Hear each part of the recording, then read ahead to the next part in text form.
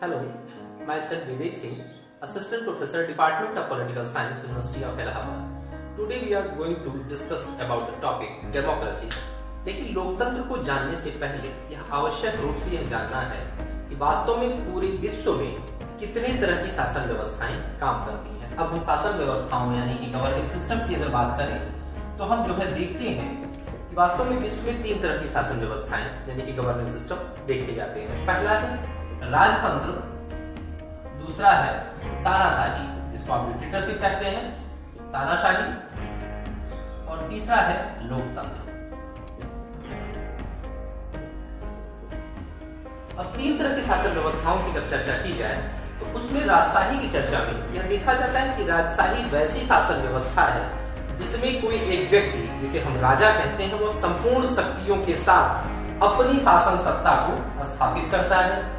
तो तानाशाही में भी जो व्यक्ति होता है वो अपनी संपूर्ण शक्तियों के साथ जो है शासन सत्ता पर बैठता है।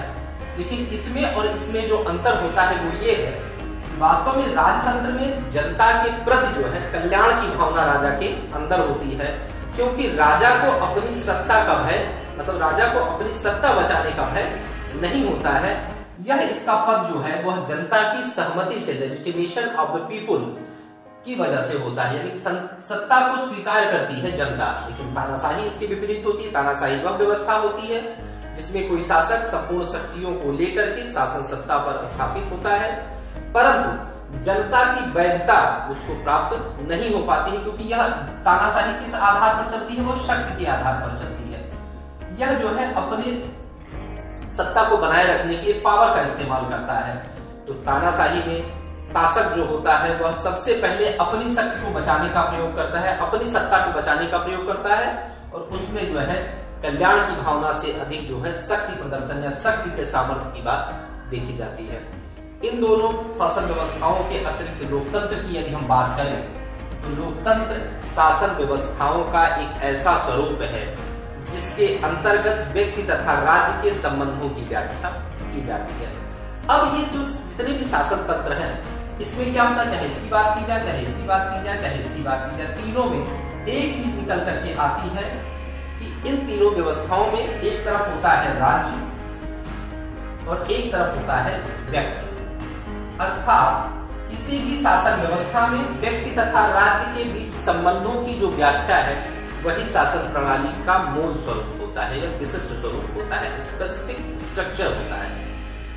अब इसमें व्यक्ति और राज्य के संबंधों की हमने बात की कि राज्य जो है या राजा जो है वो व्यक्ति के प्रति जो है कल्याण की भावना से उत्तरदायी होता है। तानाशाही में राजा या शासक या राज्य जो है वह व्यक्ति के ऊपर शक्ति के माध्यम से शासन करता है, लेजिटिमेसी उसको नहीं मिलती है। लोकतंत्र में यह लोकतंत्र एक ऐसी शासन व्यवस्था है जिसमें व्यक्ति के अधिकारों, स्वतंत्रताओं और उसकी सहभागिताओं का जो है इन तीनों तत्वों का क्या है, स्वतंत्रता, फिर सहभागिता और अधिकार,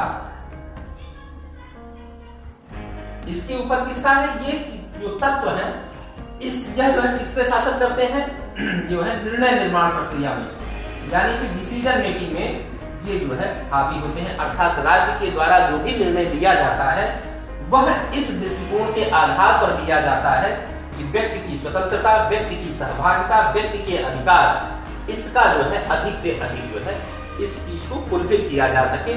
इसलिए देखा जाता है कि लोकतांत्रिक व्यवस्थाएं जो होती हैं वह राज्य के ऊपर व्यक्ति के अधिकारों के संरक्षण का दबाव रखती है। इसलिए लोकतंत्र के बारे में अब्राहम लिंकन का जो कथन है कि वास्तव में democracy is a government of the people, by the people and for the people, यानी कि जनता के लिए और जनता के द्वारा जो शासन की बात की जाती है वह इस लोकतांत्रिक व्यवस्था की नींव है।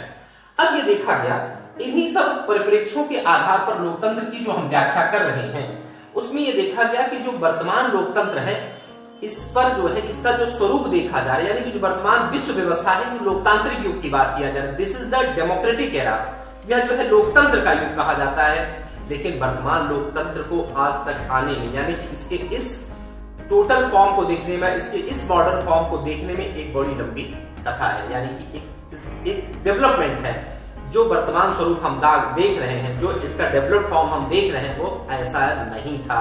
क्योंकि जब राजनीति शास्त्र की चिंतन की परंपरा प्रारंभ होती है ग्रीक पॉलिटिकल थॉट में, ग्रीक पॉलिटिकल थॉट में, यानी कि इसमें कौन आते हैं? प्लेटो आते हैं, एरिस्टोटल आते हैं। इन लोगों ने क्या किया कि इन्होंने लोकतंत्र शब्द का तो प्रयोग किया अपने चिंतन परंपरा में, परंतु लोकतंत्र के स्वरूप की जो है इन्होंने व्याख्या जो है अजीब की। इन्होंने, प्लेटो ने और अरस्तु ने लोकतांत्रिक व्यवस्था को, अब जो है यूनानी सभ्यता के बारे में बात की जा रही है कि वास्तव में जब भी हम ग्रीक पॉलिटिकल थॉट के बारे में बात करते हैं, तो चाहे वो प्लेटो हो चाहे वो अरस्तु हो, उन्होंने अपनी तात्कालिक सामाजिक व्यवस्थाओं का जो, या राजनीतिक व्यवस्थाओं का जो उन्होंने वर्णन किया, उसमें उन्होंने लोकतंत्र को सबसे भ्रष्ट तंत्र के रूप में उसकी व्याख्या की। उन्होंने क्या किया, इसका जो है स्प्रिट तो दिया, लेकिन उन्होंने लोकतंत्र के बारे में जो कुछ भी कहा वह जो है आधुनिक लोकतंत्र की जो आदर्श अवधारणा है, आइडियल स्ट्रक्चर है, इसके यह जो है ऐसा कहीं भी नहीं था। उन्होंने कहा कि जितने भी शासन व्यवस्थाएं हैं, जितने भी गवर्निंग सिस्टम हैं, पॉलिटिकल सिस्टम हैं, उसमें democracy is the very dirty system, इसको बहुत ही गंदा सिस्टम कहा था, क्योंकि उसको उन्होंने भ्रष्ट तंत्र के रूप में स्थापित किया। जो है व्यवस्था अच्छी नहीं है। परंतु लोकतंत्र का जो वर्तमान मॉडर्न स्ट्रक्चर हम देख रहे हैं, ये इसकी शुरुआत जो है मॉडर्न एरा में हुई, आधुनिक युग में हुई। और इस लोकतंत्र की जन्मदाता के रूप में अगर बात की जाए, किसी विचारक के रूप में देखा जाए, तो इसकी शुरुआत लॉक से होती है। लॉक पहला विचारक था जिसने लोकतंत्र की अच्छे मतलब व्यवस्थित रूप में स्थापित। अब ये देखा गया कि वास्तव में इस आधार पर जो विश्व व्यवस्था में लोकतंत्र के युग की हम बात कर रहे हैं, इस लोकतंत्र के युग पर जो है आक्षेप भी लगाए गए। सार्टोरी ने तो यहाँ तक कहा कि वर्तमान लोकतंत्र जो है भ्रमात्मक युग की अवधारणा के रूप में है। उन्होंने कहा कि जो भी आज शासन व्यवस्थाएं दिखाई दे रही हैं, वह भ्रम पैदा करने वाली हैं। तो इस आधार पर यह देखा गया कि लोकतंत्र के पीछे जो है आक्षेपों की बात की स्वीकार की गई। परंतु लोकतंत्र की जब हम बात व्यवस्थित रूप से देखते हैं, तो लोकतंत्र एक शासन प्रणाली ही नहीं है, बल्कि यह जो है एक सामाजिक व्यवस्था है, एक राजनीतिक व्यवस्था है, यानी राजनीतिक पद्धति है। ये आर्ट ऑफ लाइफ है, जीवन की एक कला है और एक आदर्श स्वरूप है, जिसको प्राप्त करना मतलब इस आइडियल गोल को प्राप्त करना किसी भी राष्ट्र का उद्देश्य बना हुआ है। इन तत्वों की चर्चा व्यवस्थित रूप से की जाती है। अब हम लोकतंत्र के स्वरूपों की जब बात करते हैं, तो वास्तव में शासन पद्धति के रूप में अब हमने देखा कि वास्तव में लोकतांत्रिक व्यवस्थाओं को हम कैसे देखते हैं। लोकतंत्र एक शासन पद्धति के रूप में है, एक सामाजिक व्यवस्था के रूप में है, दूसरा एक जीवन की कला है और एक आदर्श स्वरूप के बारे में भी हम बात करते हैं।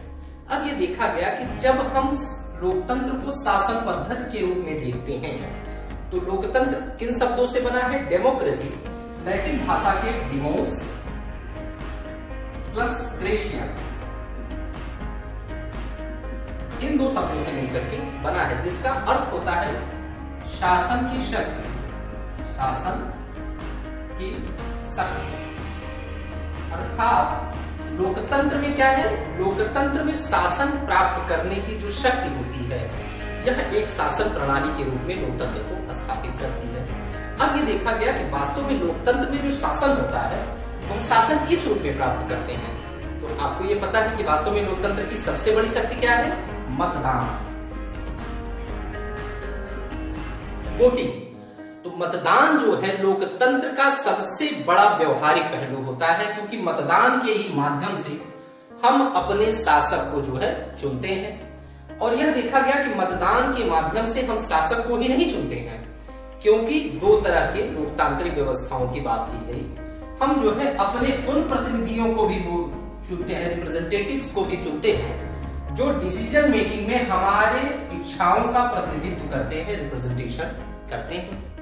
अब ये देखा गया कि मतदान ही वह प्रभाव है, मतदान ही वह व्यवहार है, जिसकी वजह से हम अपना रूलर भी चुनते हैं और अपना रिप्रेजेंटेटिव भी चुनते हैं, और जो हमारे निर्णय निर्माण प्रक्रिया में भाग लेता है।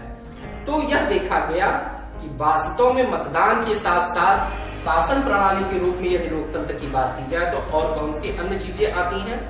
तो दूसरा जो है दिखाई देता है स्वतंत्रता, अर्थात व्यक्ति को सामाजिक व्यवस्था के अंतर्गत जो है स्वतंत्रता प्राप्त हो, वह जो है इस जो है शासन के उच्च पद पर पहुंचने की अवसर उसको मिल सके। इस प्रकार से यह देखा गया कि लोकतंत्र में स्वतंत्रता के संरक्षण की बात की जाती है। दूसरा तत्व निकल करके आता है समानता, इक्वलिटी। अब यह देखा गया कि समानता के संदर्भ में इसके क्या तर्क है, क्योंकि शासन व्यवस्था में सभी की समान पहुंच सब स्थानों पर हो, समस्त अवसरों पर हो। सीले ने इस संदर्भ में अपना यह कथन कहा कि लोकतंत्र एक ऐसी सरकार है जिसमें प्रत्येक नागरिक का हिस्सा है, अर्थात प्रत्येक नागरिक अपना हिस्सा कब प्राप्त करेगा, जब सभी नागरिकों के बीच में समानता होगी, कोई ना उच्च होगा ना कोई निम्न होगा। इस प्रकार देखा गया कि लोकतांत्रिक सरकार सभी व्यक्तियों को राजनीतिक जीवन में समान अवसर प्रदान करती है और एक संवैधानिक शासन, कॉन्स्टिट्यूशन जो है सरकार यानी कि कॉन्स्टिट्यूएंट जो है गवर्नमेंट बनाने का काम करती है। तो इस प्रकार से देखा गया कि लोकतंत्र एक जो है शासन पद्धति के रूप में किस प्रकार काम करता है। अब यह चर्चा की जाए वास्तव में लोकतंत्र को यदि हम सामाजिक व्यवस्था मानते हैं, तो सामाजिक व्यवस्था के संदर्भ की बात यदि की जाए तो वास्तव में हम लोकतंत्र को किस रूप में देखेंगे। अब हम सामाजिक व्यवस्था की चर्चा करते हैं।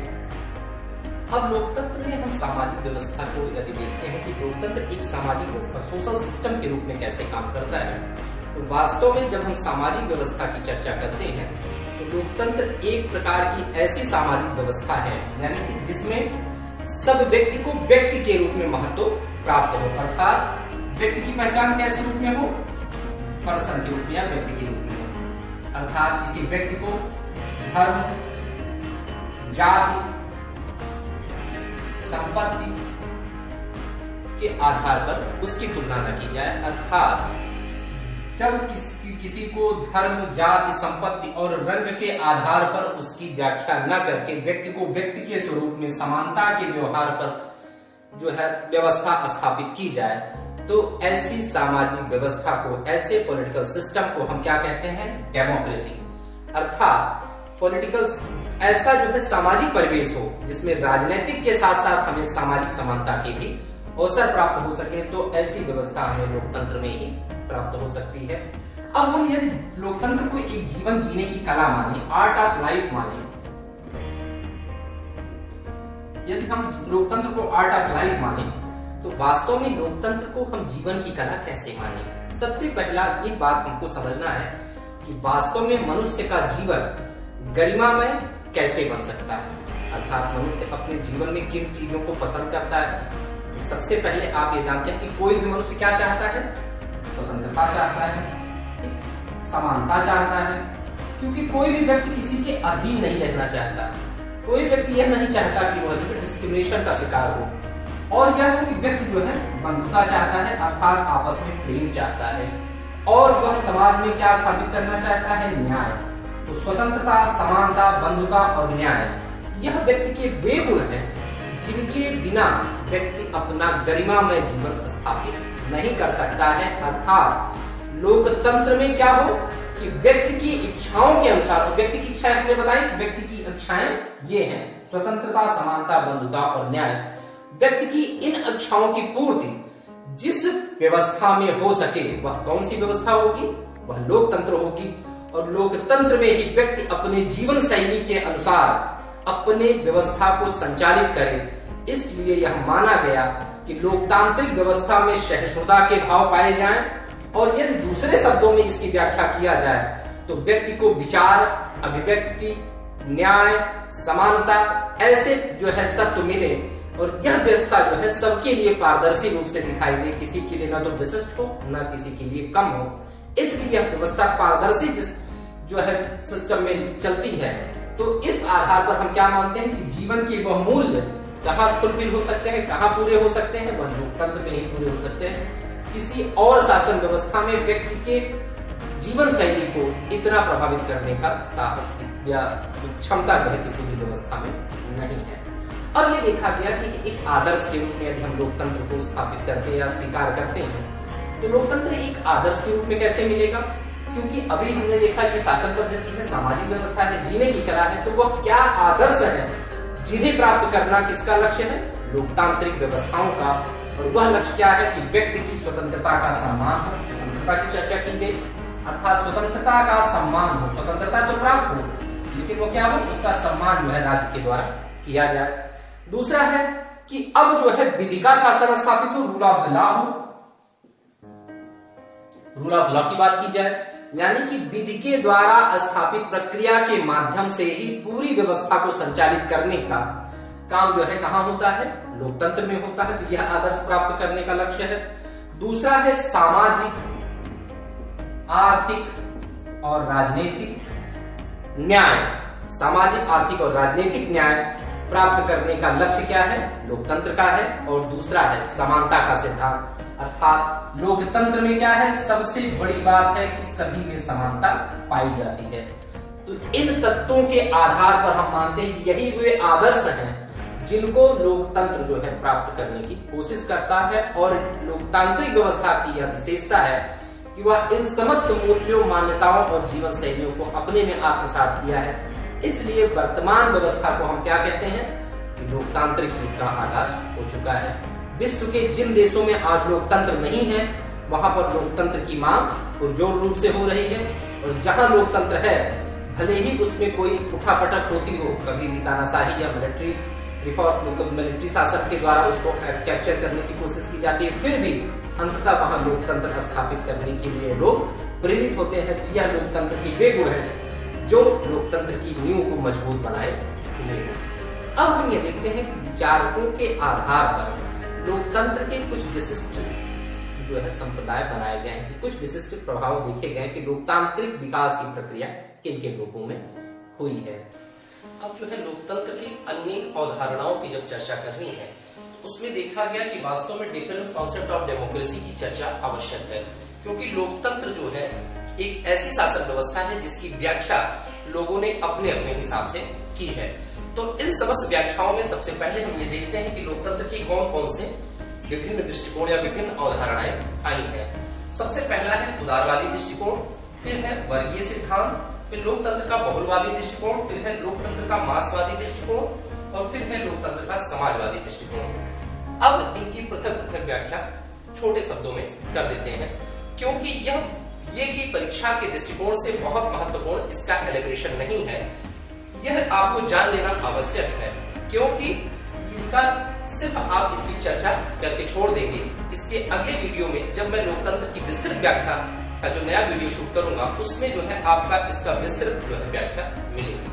अब ये लगे कि लोकतंत्र का जो उदारवादी दृष्टिकोण है, लिबरल कॉन्सेप्ट फॉर डेमोक्रेसी है, इसमें देखा गया कि वास्तव में लोकतंत्र की व्याख्या किन रूपों में की जाती है। तो यह मानता है उदारवादी दृष्टिकोण की व्याख्या, जैसा कि आप जानते हैं उदारवाद क्या मानता है कि व्यक्ति कैसा प्राणी है, व्यक्ति जो है विवेकवान प्राणी है, रैशनल पर्सन है, वह अपना शुभ और अशुभ जो है जानने वाला है। और इस आधार पर उदारवाद व्यक्ति की विशेषता को ही व्याख्या करने का प्रयास करता है, अर्थात व्यक्ति में अपनी बुद्धि कौशल की समझ होती है, अपनी राजनीतिक व्यवस्था के अनुसार वह सब में जो है समानता स्थापित करने का प्रयास करता है, सभी की आवश्यकताएं पूरी हो सके, इस तरह की व्याख्याएं उदारवादी दृष्टिकोण में आती हैं। दूसरा है वर्गीय सिद्धांत, जिसको एलीट थ्योरी ऑफ डेमोक्रेसी बोलते हैं। इसके विचारकों में सी राइट मिल्स, मोस्का, परेटो जैसे विचारक आते हैं। उन्होंने बताया कि लोकतंत्र विश्व में जहां कहीं भी है वह एक छद्म है, एक भ्रम है, क्योंकि लोकतंत्र में जिस हम जनता के शासन की बात करते हैं, वास्तव में शासन में भाग जनता नहीं लेती है, एक छोटा सा वर्ग। जनता तो एक विशाल समुदाय का नाम है, परंतु शासन सत्ता में सदैव एक छोटा वर्ग ही भाग लेता है, न कि संपूर्ण जनता। और यह छोटा वर्ग क्या होता है, ये होता है वर्ग, ऐसा वर्ग जो एलीट क्लास होता है। यह जिस भी तरह की शासन व्यवस्थाएं होती है, राजतंत्र में भी एक वर्ग ही शासन में होता है, तानाशाही की बात करें वहां भी एक तरह का एक विशिष्ट वर्ग ही शासन में भाग लेता है। और लोकतंत्र की भी बात हम अगर करें तो हम सदैव यह देखते हैं कि एक विशिष्ट वर्ग जो शासन सत्ता में कुशल होता है, इफिशिएंट होता है, स्किल्ड होता है, वही जो है उस शासन सत्ता में भाग लेता है। जनता केवल जो है मूक दर्शक होती है, वह इस जो है शासक वर्ग में बहुत ही संघर्षों के बाद ही पहुंच पाती है। इसलिए लोकतंत्र का यह सिद्धांत मानता है, वर्गीय सिद्धांत यह मानता है कि शासन थोड़े से वर्गों में सीमित होता है। अब आते हैं बहुलतावादी दृष्टिकोण की बात करते हैं, प्लूरलिस्टिक थ्योरी ऑफ डेमोक्रेसी। यह सिद्धांत अमेरिकी दृष्टिकोण के आधार पर है। वह यह मानता है कि बहुलतावादी सिद्धांत या प्लूरलिस्ट थ्योरी ये बोलती है कि जैसे अमेरिका की शासन व्यवस्था है, वहां पर प्रांतों को और केंद्र को दोनों को जिस प्रकार से स्वायत्तता मिली है, अर्थात जब 50 राज्यों का जो समूह मिलकर के एक संघ बनाए और उस संघ की अवधारणा यह थी कि जो अनेकता थी उस अनेकता में एकता स्थापित करना ही लोकतंत्र का उद्देश्य है, और जो राज्य अनेकता में यूनिटी एवं डायवर्सिटी नहीं स्थापित कर पाते, नहीं स्टेबल कर पाते, वह अलोकतांत्रिक देश होते हैं। उन्होंने इस आधार पर लोकतंत्र की व्याख्या की। आता है Marxist approach for democracy. Marxist approach के बारे में आप अच्छी तरह से जानते हैं। मार्क्स जो है राज्य को क्या मानता है? वर्ग संघर्ष का परिणाम मानता है। वो बोलता है कि वास्तव में कोई भी शासन व्यवस्था हो, चाहे लोकतंत्र हो या कोई व्यवस्था हो, वह क्लास स्ट्रगल का ही रिजल्ट होती है। इसलिए उन्होंने माना कि जो व्यवस्था क्लास स्ट्रगल को फुलफिल कर सकती है, उसको सेप्रेस कर सकती है, वही व्यवस्था जो है राज्य के लिए आवश्यक होती है। और अब आते हैं समाजवादी व्यवस्था, सोशलिस्ट थ्योरी ऑफ डेमोक्रेसी। यह व्यवस्था समाजवादी व्यवस्था, उदारवाद प्लस समाजवाद, यह दोनों का मिला जुला रूप होता है। इसमें यह माना जाता है कि वास्तव में उदारवाद व्यक्ति के विवेक पर विश्वास करता है और समाजवाद कहता है व्यक्ति के विकास पर, व्यक्ति की समानता पर। यह अगर स्वतंत्रता पर बल देता है तो यह समानता पर बल देता है। इस प्रकार से आज जितने भी राष्ट्र हैं, वह भारत के संदर्भ की बात की जाए तो समाजवादी लोकतंत्र प्राप्त करने की बात की जाती है, जहां पर हमें समाजवाद के भी गुण मिल रहे हैं और उदारवाद के गुण भी मिल रहे हैं। व्यक्ति की क्षमता, व्यक्ति की व्यक्तिगत क्षमता का, पर्सनल स्किल को भी हम क्या करते हैं? फुलफिल करते हैं। और जो उस क्षमता से हीन है, जिनके पास नहीं है रिसोर्सेज, उनको जो है राज्य समस्त सुविधाएं मुहैया करा करके उनके विकास का रास्ता खोल देता है। इस प्रकार दोनों विधियों के समावेशन से व्यक्ति अपना संपूर्ण विकास स्थापित कर पाता है। अब इसकी व्याख्या जब आपको पूरी तरह से बताई जाएगी तो ये बिंदु आपको और भी स्पष्ट हो जाएंगे। अब इसके बाद, इन समस्त व्याख्याओं के बाद हम यह देखते हैं कि लोकतंत्र के प्रकारों की चर्चा करनी है। लोकतंत्र के प्रकारों की जब बात की जाए, फॉर्म्स ऑफ डेमोक्रेसी की बात की जाए, तो यह पहले जान लेना आवश्यक है कि वास्तव में डेमोक्रेसी या लोकतंत्र का अर्थ क्या है। लोकतंत्र, लोक प्लस तंत्र से बना शब्द है, या इसको अंग्रेजी रूपांतरण कर जाए तो डिमोस प्लस क्रेशिया। यह दो शब्द ऐसे हैं कि लोक का मतलब होता है पब्लिक यानी कि जन, और तंत्र का मतलब होता है ऐसी शासन व्यवस्था, यानी कि ऐसी शासन व्यवस्था जिसमें जनता भागीदार हो रही हो। अब ये भागीदारी यानी कि डिमोस का मतलब होता है शासन, और ये होता है क्रेशिया का मतलब होता है शक्ति, यानी कि जनता की शक्ति। तो वास्तव में ये शक्ति दो तरीके से हम देखते हैं, यानी कि इन्वॉल्व कौन हो रहा है? जनता। तो जनता दो तरीके से शासन शक्ति में भाग लेती है। अब यह जनता दो तरीके से भाग ले रही है, पहला है डायरेक्टली और दूसरा है इनडायरेक्टली।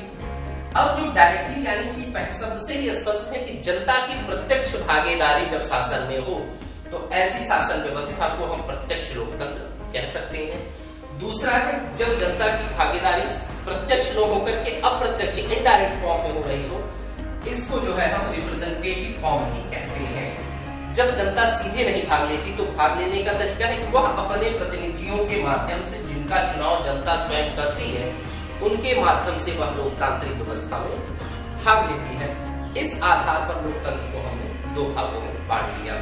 अब हम डायरेक्ट डेमोक्रेसी की चर्चा करें तो वास्तव में प्रत्यक्ष लोकतंत्र में क्या है कि राजनीतिक सत्ता, राजनीतिक शक्ति दो तत्व होते हैं, अर्थात जब राजनीतिक शक्ति का प्रयोग जनता के द्वारा सीधे किया जाए, यानी कि पॉलिटिकल पावर का यूज जनता के द्वारा डायरेक्टली हो, तो हम डायरेक्ट डेमोक्रेसी कहते हैं। अब एक होता है राजनीतिक शक्ति यानी कि पॉलिटिकल पावर, और दूसरा है पॉलिटिकल अथॉरिटी, यानी कि पॉलिटिकल अथॉरिटी का निवास, यानी कि राजनीतिक सत्ता का निवास जनता में हो और उस सत्ता का प्रयोग, यूज भी कौन कर रहा हो? जनता को। जब निवास स्थान और प्रयोग दोनों जनता के द्वारा किया जाए तो यह जो है प्रत्यक्ष लोकतंत्र की अवधारणा है। इसको अगर तकनीकी शब्दों में व्याख्या किया जाए, टेक्नोलॉजिकल वे में कहा जाए, तो राजनीतिक संप्रभुता एक होता है पॉलिटिकल सॉवरेंटी और एक होता है लीगल सॉवरेंटी।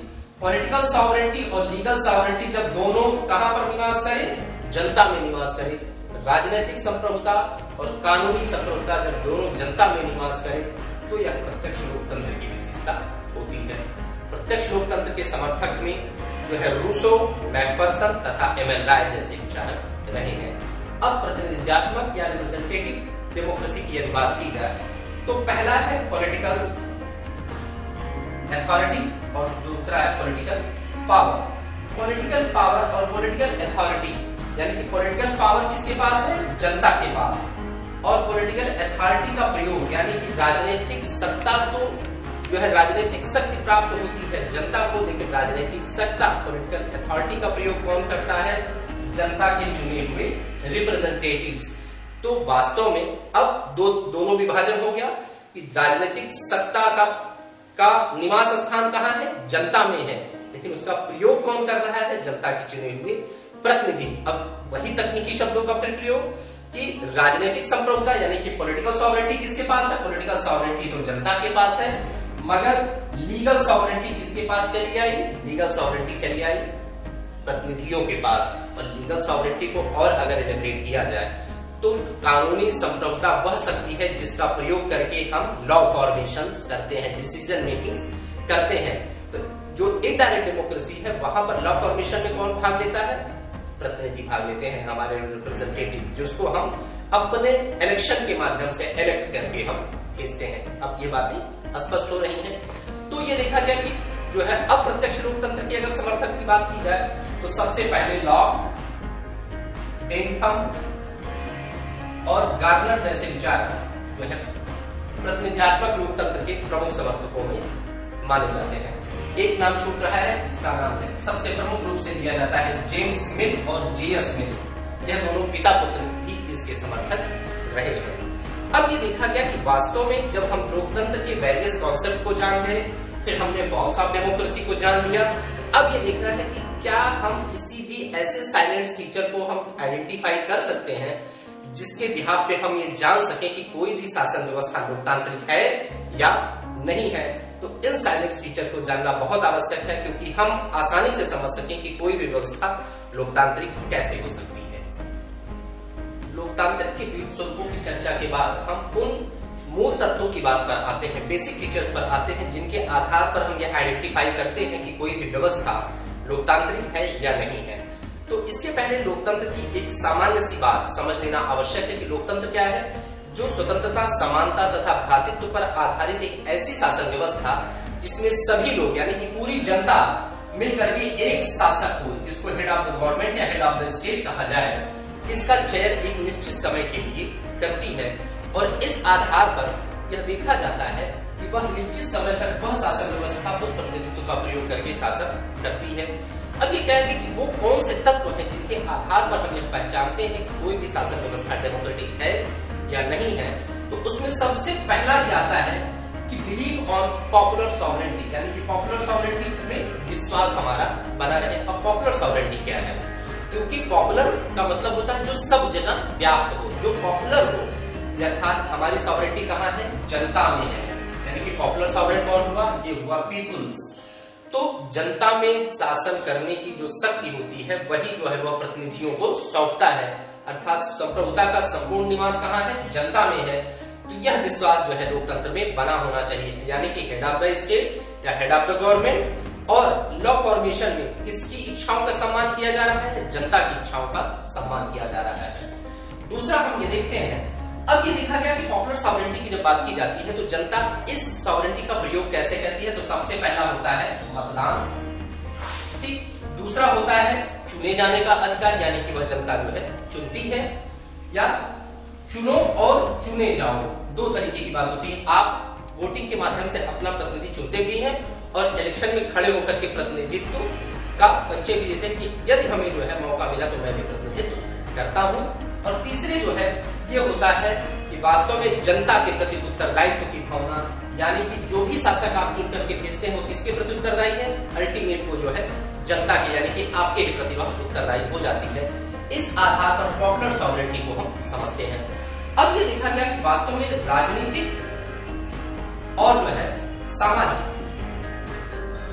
दो तरह की समानता की हम बात करते हैं, राजनीतिक समानता और जो है सामाजिक समानता।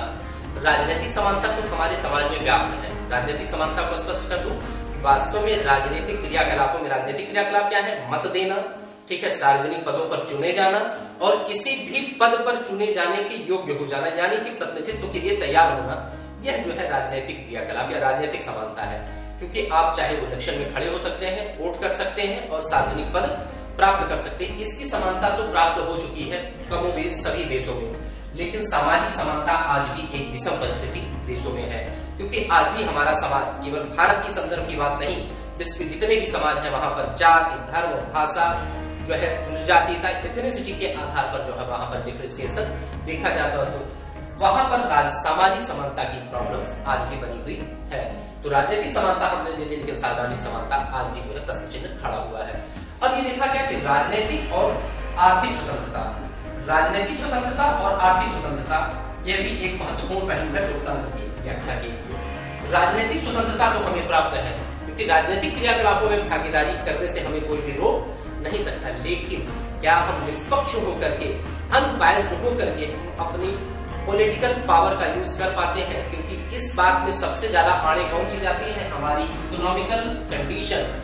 यदि हम गरीब हैं, यदि हम अभाव में जी रहे हैं, कभी भी हम निष्पक्ष होकर के अपने राजनीतिक जो है अधिकारों का प्रयोग नहीं कर सकते। हम थोड़े पैसों के लिए, थोड़ी सुविधाओं की लालच में आकर के हम अपने राजनीतिक शक्ति का दुरुपयोग कर बैठते हैं। इसलिए लोकतंत्र के लिए आवश्यक है कि आर्थिक स्वतंत्रता भी हमें प्राप्त होनी चाहिए। हम अपने अधिकार का प्रयोग स्व इच्छा से, स्व मोटो से कर सके, इसलिए आवश्यक है कि हमारी बेसिक नीड्स जो है पूरी हो सके। तो अर्थात ऐसी शासन व्यवस्था जो राजनीतिक स्वतंत्रता के साथ साथ आर्थिक स्वतंत्रता पर भी बल दे, यह लोकतंत्र का प्रमुख लक्षण होता है। अब ये देखा जाता है कि अगर अगले बिंदु की चर्चा की जाए तो रिस्पेक्ट ऑफ ह्यूमन डिग्निटी, यानी कि मानव की गरिमा का जो सम्मान करती हो, ऐसी शासन व्यवस्था जो है लोकतंत्र कही जाती है। अब मानव गरिमा की बात, क्योंकि हम किसी भी राज्य में रहते हैं तो हम केवल निवासी नहीं होते हैं, केवल रहने के लिए नहीं पैदा होते हैं, हम एक गरिमामय जीवन चाहते हैं जहां पर हमारे जो है विवेक, हमारे मतलब स्वतंत्रता, हमारी समानता, हमारे अधिकारों का संरक्षण हो सके।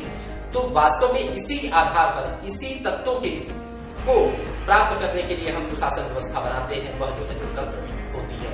तीसरा होता है कि मानव विवेक पर, ह्यूमन मतलब रेशनलिज्म पर जो है विश्वास हो।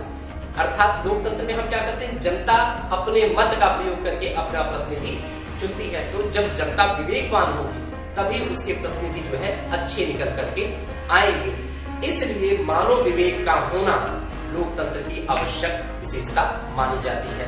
तीसरा जो है उस पर बल लगाया गया कि वास्तव में यह जो है बहुमत का शासन है। वास्तव में देखा जाता है कि जिसको हम अपना बहुमत देते हैं वह शासन सत्ता में भागीदार होता है। अर्थात लोकतंत्र कभी भी अल्पतंत्र जो है नहीं होता, अल्पमत का शासन नहीं होता है, वह बहुमत का शासन होता है। और अगली उसमें बात की जाए तो वहां पर संविधानवाद पाया जाता है। संविधानवाद को आप थोड़ा सा स्पष्ट कर दो। संविधानवाद एक ऐसी शासन व्यवस्था है जो संविधान के अनुसार जो है शासन संचालित करती है, जिसको कॉन्स्टिट्यूशनलिज्म भी बोलते हैं और हिंदी में उसको कहते हैं संविधानवाद। यानी कि ऐसी व्यवस्था जहां पर संवैधानिक मूल्यों का संरक्षण हो रहा हो। और लोकतंत्र की अगली जो है वह बेसिक फीचर स्वतंत्र न्यायपालिका की आवश्यकता पर बल, क्योंकि न्यायपालिका का क्या काम होता है? वह व्यक्ति के अधिकारों की रक्षा करता है, व्यक्ति की स्वतंत्रताओं की रक्षा करता है। चाहे व्यक्ति इस अधिकारों का हनन राज्य कर रहा हो या कोई व्यक्ति कर रहा हो, उसको संरक्षण देने का काम जो है न्यायपालिका का है। इसलिए न्यायिक सर्वोच्चता या न्यायिक उच्चता जो है लोकतंत्र का बेसिक फीचर देखते हैं। इन सारे तत्वों के दृष्टिकोण पर ही हम यह आइडेंटिफाई करते हैं कि अमुक शासन व्यवस्था लोकतांत्रिक है या गैर लोकतांत्रिक है। अब इसके बाद यह जान लेना आवश्यक है कि वास्तव में लोकतंत्र के मेरिट्स और डिमेरिट्स क्या है। अब लोकतंत्र के गुणों की जब चर्चा की जाए तो वैसी शासन व्यवस्था, यानी कि लोकतंत्र आज सर्वव्यापक शासन व्यवस्था क्यों है? क्योंकि कोई भी शासन व्यवस्था, लोकतांत्रिक शासन व्यवस्था हो, कहीं भी कोई किसी भी प्रकार की शासन व्यवस्था हो, आज भी हम लोकतांत्रिक शासन व्यवस्था को सबसे आसान या सबसे अच्छी शासन व्यवस्था के रूप में क्यों देखते हैं? क्योंकि उसमें ऐसे गुण पाए जाते हैं जो अन्य शासन व्यवस्थाओं में, अन्य पॉलिटिकल सिस्टम्स में नहीं पाए जाते। तो सबसे पहले क्या है? वो है वैधता, यानी कि लेजिटिमेसी। अर्थात लोकतंत्र किस पर आधारित है? जनता की इच्छाओं पर आधारित है, यानी कि ऐसा पावर जिसको किसकी लेजिटिमेसी मिल रही है? पीपल्स की, यानी कि जनता की वैधता उसको प्राप्त हो रही है। तो आज विश्व के जो भी शासन व्यवस्थाएं हैं वह जनता की वैधता प्राप्त करने का ही प्रयास करती है। यदि आज तानाशाही भी आप देखते हैं तो कमोबेश वह चाहे बंदूक के नोक पर ही, लेकिन वह मतदान कराकर यह विश्व जगत को दिखाने का प्रयास करता है कि हमारी जनता ने हमको चुना है। वो छद्म लोकतंत्र है, लेकिन यह दिखाने का प्रयास नकल किसकी है? लोकतंत्र की। लेकिन वास्तविक लोकतंत्र है जहां पर जनता को शासन को जो है जनता की वास्तविक वैधता प्राप्त हो जाती है। अब यह सिद्धांत जो है इस बात पर विचार करता है कि यह वैधता हमें कब मिलेगी? जब लोगों को पर्सनल लिबर्टी मिलेगी और एक स्वतंत्र और निष्पक्ष जो है चुनाव कराया जाएगा और बहुमत का नियम यानी कि मेजॉरिटी का रूल जो है हमेशा फॉलो किया जाएगा। इस आधार पर यह व्यवस्था यह देखी जाती है कि जनता की वैधता प्राप्त कर लेती है। दूसरा है समानताओं पर अधिपत्य, यानी कि समानता। यह जो है हमारे ये राज्य, क्योंकि समानता पर जब हम अधिक बल बात करते हैं तो समानता को हम कैसे स्थापित कर सकते हैं? जितने भी राज्य हैं, यानी एक देश में जितने भी लोग हैं, कोई भी लोकतांत्रिक देश हो वहां पर जितने भी लोग होंगे, वयस्क मताधिकार को, जिसको एडल्ट फ्रेंचाइजी कहा जाता है, उसको आधार पर ये लिखा गया कि वह चुनाव के माध्यम से जितने भी लोग एक निश्चित आयु पूरी कर लेते हैं वह उस चुनाव की प्रक्रिया में भाग लेते हैं। तो वहां पर जाति, धर्म, भाषा, लिंग के आधार पर या संपत्ति के आधार पर इनके साथ कोई भेदभाव नहीं किया जाता। सभी लोग उस वयस्क मताधिकार का प्रयोग करके अपने रिप्रेजेंटेटिव्स को चुनने का काम करते हैं। बेंथम जैसे विचारक ने कहा कि प्रत्येक व्यक्ति को एक गिना जाए, एक से अधिक न गिना जाए। अर्थात क्या मतलब है कि कोई भी व्यक्ति दूसरे से श्रेष्ठ नहीं है। और डॉक्टर अंबेडकर ने तो जी इस बात की व्याख्या और भी अच्छे तरीके से की। उन्होंने कहा कि सच्चा लोकतंत्र केवल शासन प्रणाली ही नहीं है, यह मिलजुल करके एक साथ रहने के लिए जिसमें सभी को आपस में मेल जोल की भावना प्राप्त हो, वह लोकतंत्र जो है सच्चा लोकतंत्र कहा जाता है। यानी कि लोकतांत्रिक देश जो भी होगा वहां पर आपसी मेलजोल अवश्य देखा जाएगा। सभी लोग जाति, धर्म, भाषा के आधार पर बटे होने के बावजूद भी वह क्या करते हैं? अपने नेशन बिल्डिंग्स में जो है वो शामिल होते हैं। तो यह व्यवस्था जो है लोकतांत्रिक व्यवस्था होती है। उच्चतर चरित्र का प्रोत्साहन, यह उसकी अगली व्यवस्था है कि चरित्र निर्माण, यानी कि राष्ट्रीय चरित्र जो होगा कैसा होगा? वो हाई लेवल का होगा। यानी कि लोकतांत्रिक व्यवस्था जो होगा, लोकतांत्रिक व्यवस्थाओं में जो व्यक्ति का मनोबल होता है वो बहुत ही उच्च होता है। और ये उच्च क्यों होता है?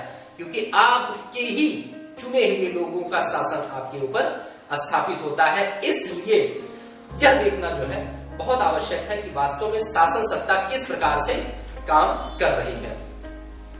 अब ये देखा गया कि वास्तव में लोकतांत्रिक व्यवस्था में परिवर्तन के अनुकूल होने की क्षमता होनी चाहिए, यानी कि परिवर्तनशीलता, चेंजेबल। तो कोई भी शासन व्यवस्था समय के साथ साथ उसको परिवर्तित होना आवश्यक है। इसलिए देखा गया कि कोई भी शासन व्यवस्था विकास का परिणाम होती है, क्योंकि विकास ही जो है शासन को विकास का रास्ता देता है। अब ये देखा गया कि कोई भी शासन व्यवस्था परफेक्ट कैसे बनती है। कोई भी लोकतंत्र की जब हम बात करते हैं तो लोकतंत्र पहले इस मूल रूप से नहीं था, यह विकास का परिणाम रहा। और यह परिवर्तन इसलिए आवश्यक है क्योंकि कोई भी देश जब तक परिवर्तनशील नहीं होगा वह कभी भी डेवलप नहीं हो सकता है। समय के साथ साथ व्यवस्थाओं में परिवर्तन, लोगों की मांगों में परिवर्तन, अपेक्षाओं में परिवर्तन, यह जो है शासन व्यवस्था में होना चाहिए। तभी जो है वह शासन व्यवस्था सबके लिए एक्सेप्टेबल होगी। और जब एक्सेप्टेबल होगी तो उसको क्या मिल जाएगी? लेजिटिमेसी ऑफ द पीपल मिल जाएगी। डॉक्टर अंबेडकर ने तो यहाँ तक कहा सच्चा लोकतंत्र या लोकतंत्र एक ऐसी शासन प्रणाली है जहां पर परिवर्तन की प्रक्रिया रक्तपात पर न हो, यानी कि सामाजिक और आर्थिक जो परिवर्तन है वह रक्तपात पर न हो, लोगों की इच्छाओं पर हो। तो इसलिए इस तरह का चेंज जो है, तो यह परिवर्तन क्यों हो रहा है? लोगों की इच्छा से हो रहा है। इसलिए जो है ये इसके लिए कभी भी रेवोल्यूशन की आवश्यकता नहीं होती। तो ये रेवोल्यूशन अगर होता भी है तो वह सामाजिक परिवर्तन को वो करता है। इसलिए जो है जो भी परिवर्तन दिख रहा है उस परिवर्तन को जो है हम अपनी इच्छा से करते हैं। अब ये देखा गया कि परिवर्तनशीलता के बाद यह देखा गया कि सरकारों की संवेदनशीलता, यानी कि संवेदनशीलता किसके अंदर हो? सरकारों के अंदर। आज हम जो है सेंसिटिव गवर्नमेंट की बात करते हैं, क्योंकि कोई भी सरकार जनता की इच्छाओं को, जनता की आवश्यकताओं को तभी समझ सकता है जब वह जनता की मनोभावनाओं को, पीपल्स की जो है साइकोलॉजी को समझ पाता है।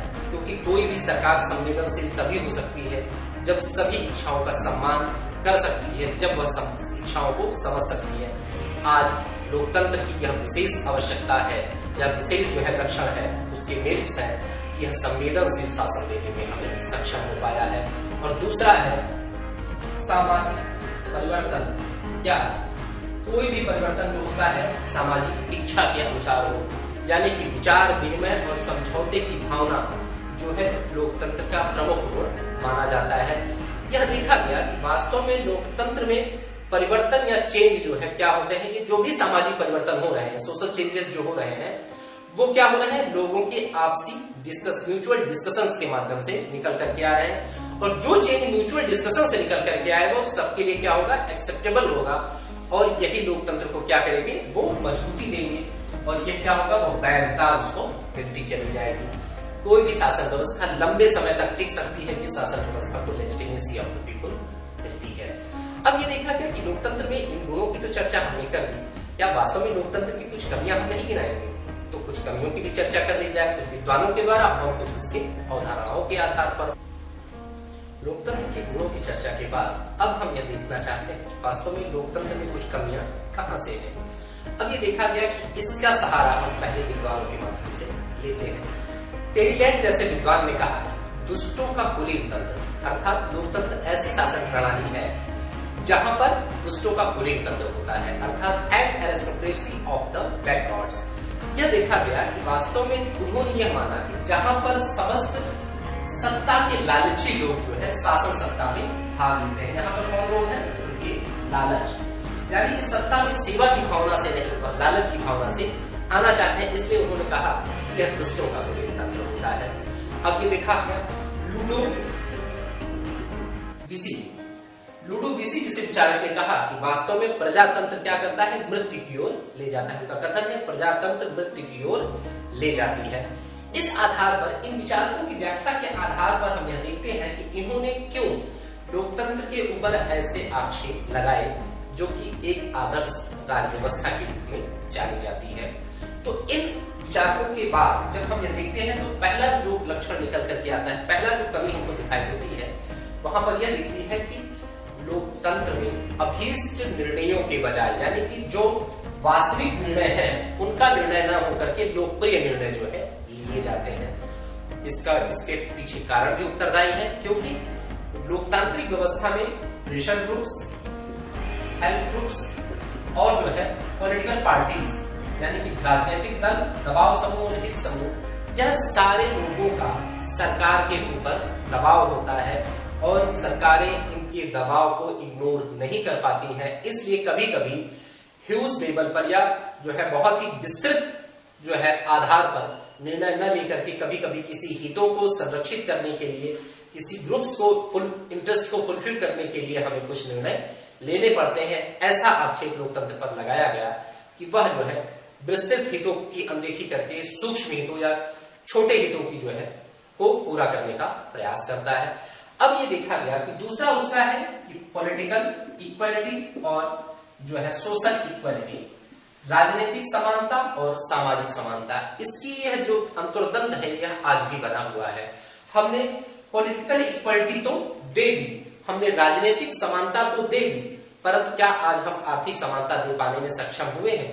विश्व के जितने भी देश लोकतांत्रिक देश हैं वहां आर्थिक विषमता आज भी जो है या सामाजिक विषमता आज भी हमें दिखाई दे रही है। तो लोकतंत्र जो एक आदर्श व्यवस्था है, ऐसी व्यवस्थाओं ने पूरा प्रयास करके भी सोशल इक्वालिटी और इकोनॉमिकल इक्वालिटी को जो है पूरा कर पाने में सक्षम नहीं हो पाए हैं। अब यह देखा गया कि वास्तव में लोकतंत्र के निर्माण में मीडिया की भूमिका भी कहीं भी कमजोर नहीं है, क्योंकि हम यह मानते हैं कि लोकतंत्र का चौथा, fourth pillar of the democracy हम किसको मानते हैं? मीडिया को मानते हैं। तो जो मीडिया की बात की जाए तो मीडिया का रोल जो है आज निष्पक्ष नहीं है। आप सभी जानते हैं कि मीडिया किस सिद्धांतों पर आई थी। वह आई थी आदर्श के आधार पर कि वह जनता की इच्छाओं को शासन तक पहुंचाएगा और शासन की नीतियों की जानकारी जनता तक पहुंचाएगा। क्या मीडिया आज ऐसा काम कर पा रही है? नहीं, क्योंकि मीडिया अब क्या करती है, वह उन मुद्दों से हमको बहकाने का प्रयास करती है जो मुद्दे आज व्यक्ति के लिए आवश्यक है, और शासन तक उन वास्तविक जानकारियों तक, शासन तक उन जानकारियों को पहुंचाने में रोक लगाती है जो शासन को जानना चाहिए।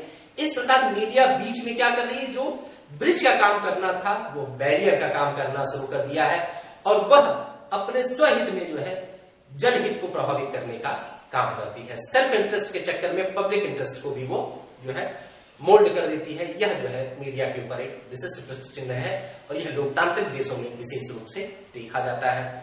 तीसरा ये देखा गया कि वास्तव में लोकतंत्र का शासन किस पे होता है, मेजोरिटी पर, यानी कि बहुमत पर। तो बहुमत जो है, बहुमत का अर्थ होता है जिसको अधिक से अधिक लोगों का समर्थन प्राप्त हो। तो ऐसी स्थिति में क्या बहुमत जो है शासन तानाशाही में नहीं बदल सकता, इसलिए लोकतंत्र पर एक आक्षेप ये भी लगाया जाता है कि ये मेजोरिटी की जो है डिक्टेटरशिप हो सकती है, जिसमें अल्पमत या जो माइनॉरिटी के इंटरेस्ट को जो है अनदेखा किया जा सकता है। इसलिए लोकतंत्र में अल्पमत का जो है या अल्पतंत्र जो होता है उसकी जो है अनदेखी की जाती है।